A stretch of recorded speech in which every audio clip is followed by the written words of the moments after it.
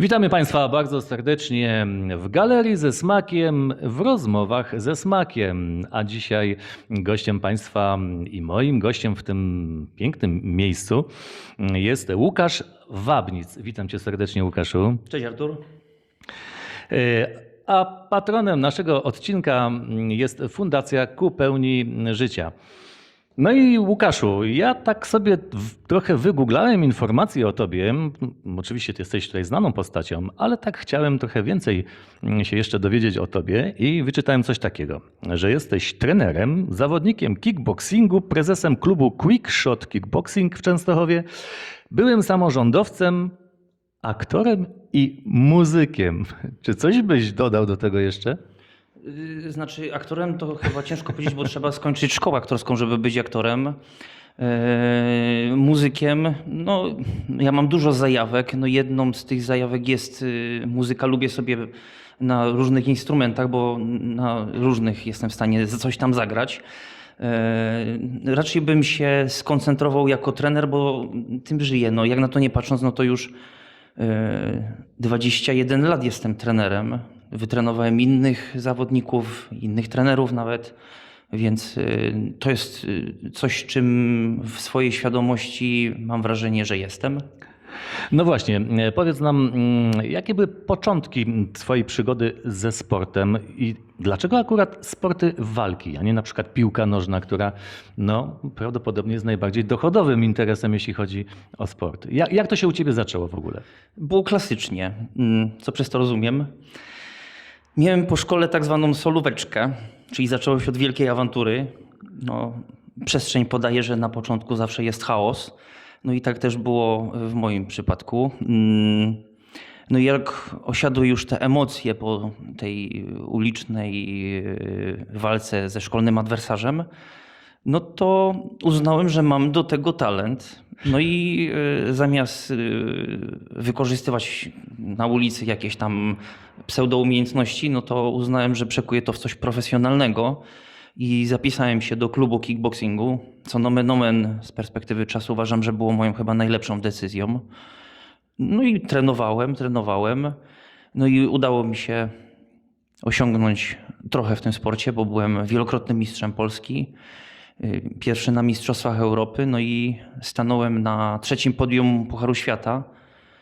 No, kickboxing to była taka dyscyplina, której poświęciłem naprawdę kawał życia.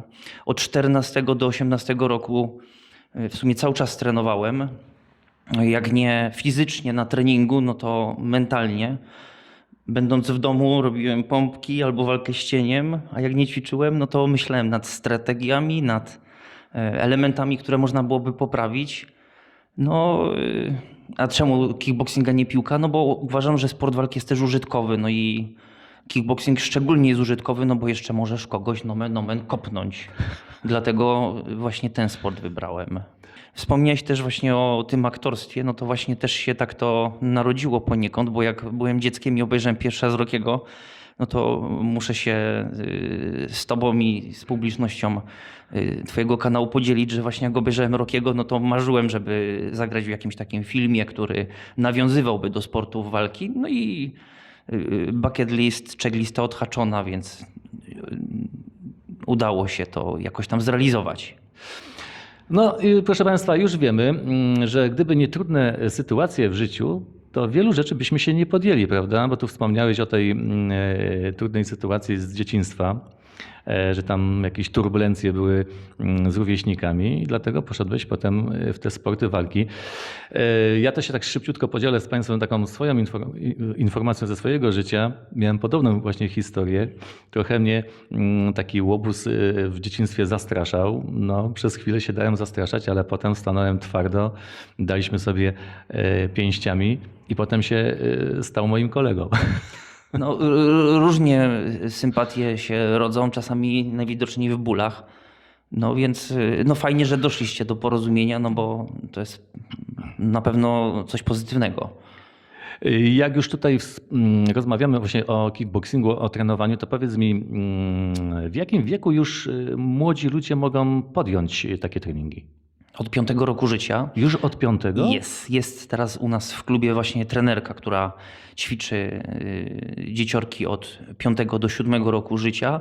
No i te dzieci uczą się takich podstaw, dzięki którym jak już później będą kadetami młodszymi, no to będą przygotowane do tego, żeby wystartować z otwartą przyłbicą na zawodach. Czyli to na razie to jest chyba w takiej jakiejś formie zabawy, prawda? Tak, forma zabawy przeplatająca się z elementami taktycznymi i technicznymi. No to opowiedz nam teraz troszeczkę o swoim klubie Quick Shot Kickboxing, bo z tego co wiem, to tam jakaś liga powstała w twoim klubie. No to może najpierw o klubie opowiem. No to tak, ćwiczymy kickboxing, mamy sekcję kickboxingu i sekcję boksu. Jest też fitboxing, czyli dla takich osób, które chcą się trochę poruszać i przy okazji nabrać trochę podstawowych technik sportu walki. No, po co się trenuje kickboxing? No, dla zdrowia sportu i pewności siebie. Zdrowia w takim kontekście, że no jest to jakiś tam jeden z fundamentów oprócz diety, regeneracji, no to ruch fizyczny to jest jeden z tych właśnie fundamentów. Dla sportu w kontekście takim, że kickboxing daje fajną płaszczyznę rywalizacji.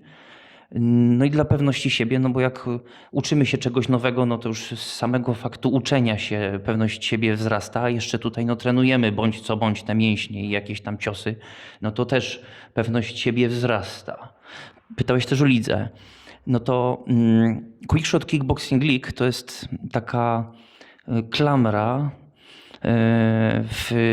w Polsce, która zapewnia pewien brak. Otóż nie ma w Polsce rynku zawodowego kickboxingu full contact i my robimy coś na takiej zasadzie, że są sparingi, ale te sparingi są w takiej oprawie, jakby to była walka zawodowa. Czyli bardzo ważna jest obecność publiczności, bo pewnie zdajesz sobie sprawę, że jeżeli wykonujesz jakąś czynność i ogląda to twoja babcia, to ci się to robi z wielką przyjemnością, a w Dokładnie. chwili, kiedy nagle będziesz miał całą salę wypchaną ludźmi, którzy tam ci kibicują albo nie, no to już się robi rzecz zupełnie No inaczej. ja kiedyś byłem właśnie na takim wydarzeniu właśnie w twoim klubie, no to rzeczywiście te dzieciaczki tam chyba, nie wiem, 3., 4. klasa, kapitalnie to wyglądało, świetnie zorganizowane. Dziękuję bardzo. No, robimy co możemy.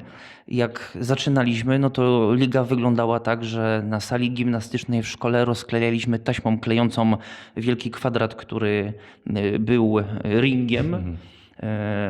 A no teraz to się przeistoczyło, że walczymy na ringu o wymiarowej wielkości. Są z nami sędziowie, ratownicy medyczni.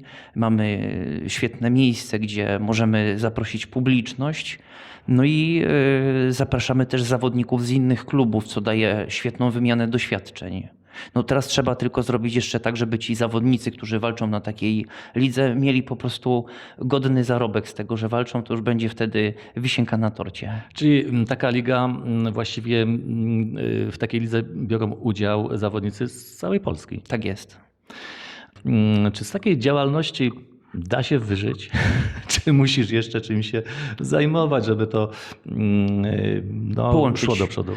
Ja kickboxing traktuję jako portal, mówię w takim sensie trochę fantasy, ponieważ dzięki trenowaniu kickboxingowi i działaniu przy nim poznaję masę ciekawych ludzi. Jestem w naprawdę niesamowitych miejscach i przy niesamowitych sytuacjach.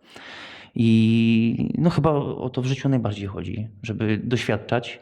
No i kickboxing dał mi dużo doświadczenia, bo no, sądzę, że w swoim życiu naprawdę dużo doświadczyłem i każdemu bym życzył, żeby tyle ciekawych ludzi spotkać i w tylu miejscach być. Także w ten sposób trenuję kickboxing. Oczywiście będąc w klubie jestem też trenerem, co robię zarobkowo, więc no, żyję, bo do ciebie przyjechałem, więc da się z tego żyć.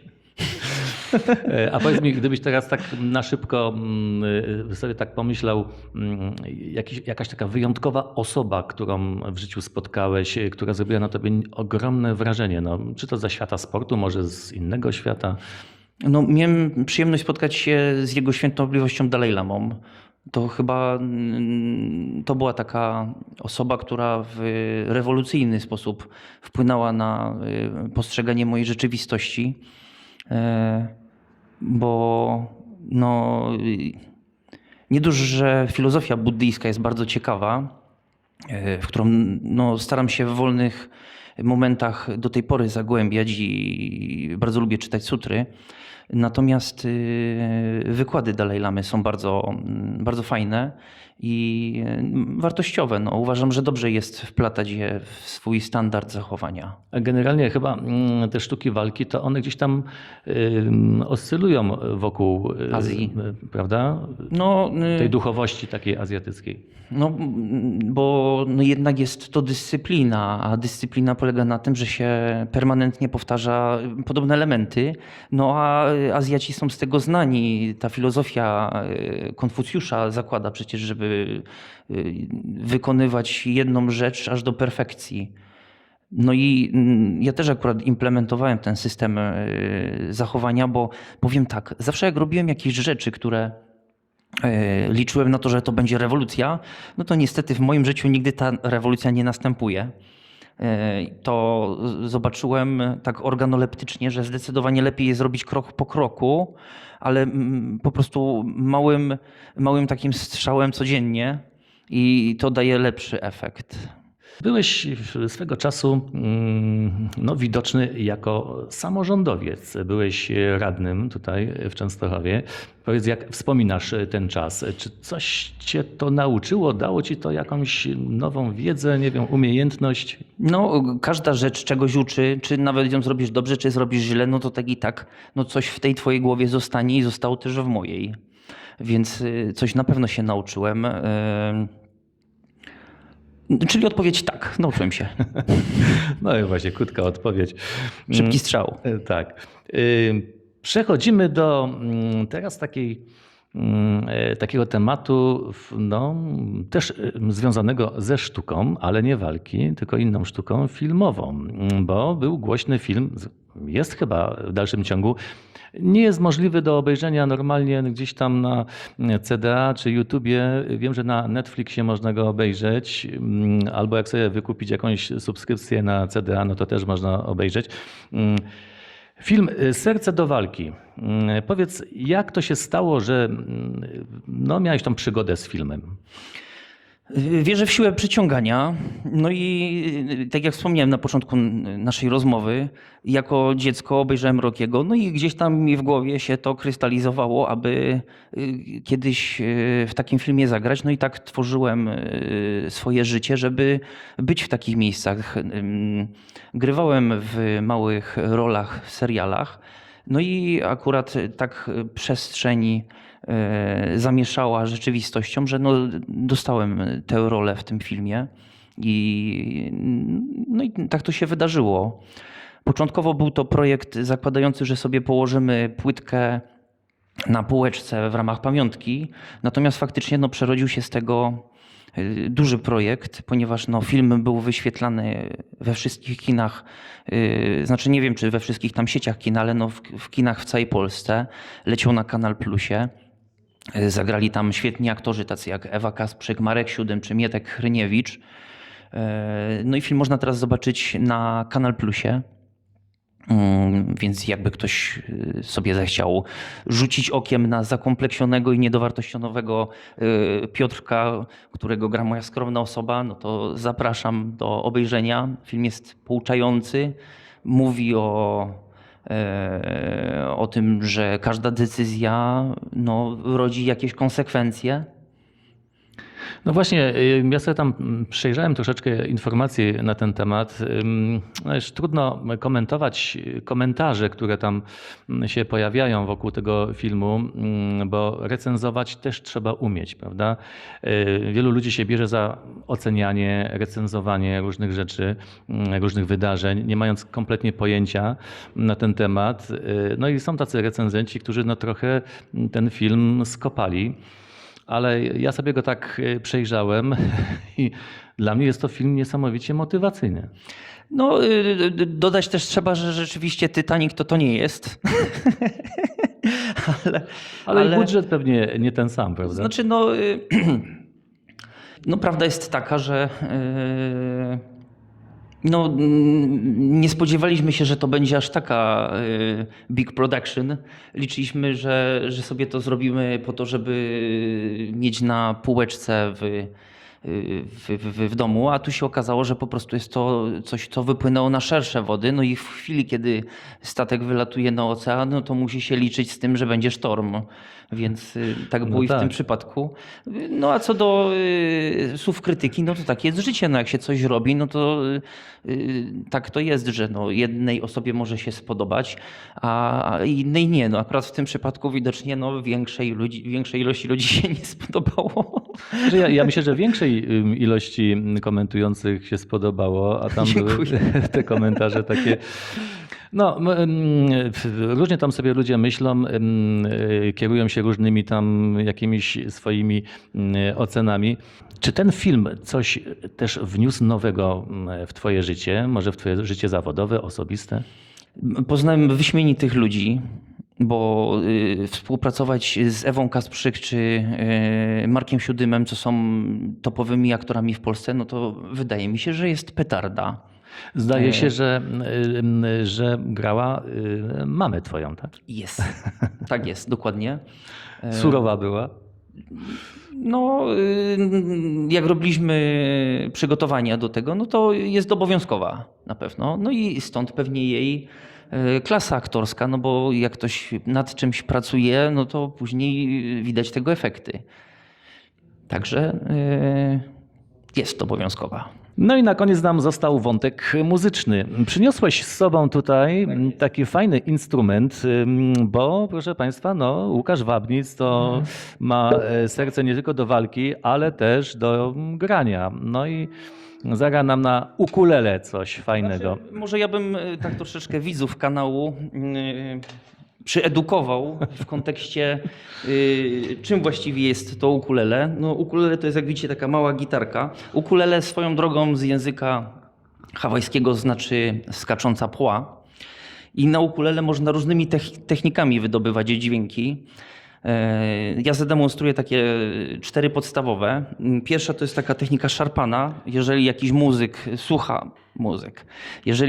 słucha naszej rozmowy, to na pewno to jakoś tam się nazywa. Ja nie jestem akurat... To ja podtrzymam mikrofon, żeby lepiej było właśnie. słychać, a ty się zajmij To rączkami najpierw tutaj. mamy ojciec chrzestny, motyw z ojca chrzestnego.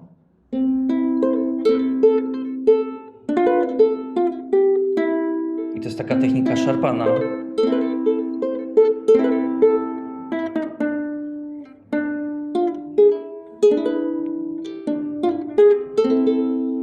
Później mamy kolejną technikę, to jest takie bicie i tutaj fajnie na przykład można szanty grać. I no tu już nie ma czegoś takiego, że prawą ręką szarpie strunę, tylko jest takie coś.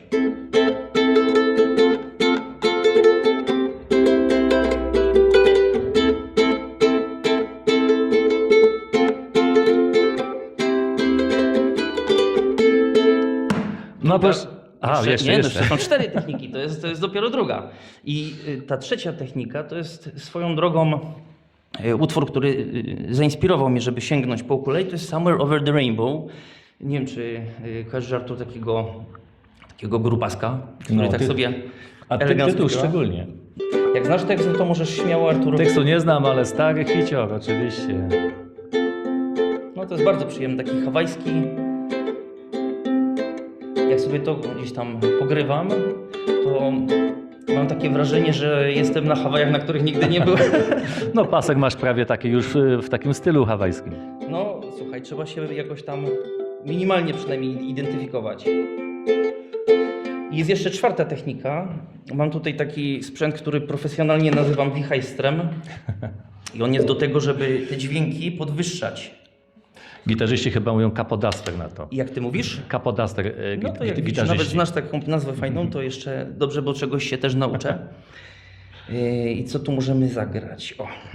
Decision as I go to anywhere I flow. Sometimes I believe, at times I'm rational. I can fly high, I can go low. Today I got a million, tomorrow I don't know. Też znany Claim temat. what you own, don't think about the show.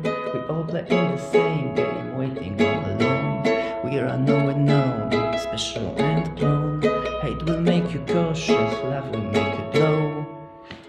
No i proszę Państwa, tak, i brawa tam chcielibyśmy usłyszeć od Państwa. Łukaszu, bardzo Ci dziękuję za wizytę. Też dziękuję, miło było. W naszej tutaj miejscu ze smakiem, w rozmowach ze smakiem. No i dalszych sukcesów życzymy, rozwoju klubu i niech się Częstochowa niesie w świat poprzez właśnie sport, Twoją działalność, też entuzjazm w tym wszystkim, co robisz. Bardzo dziękuję i życzę rozwoju kanału i miłego dnia. Do zobaczenia, do usłyszenia.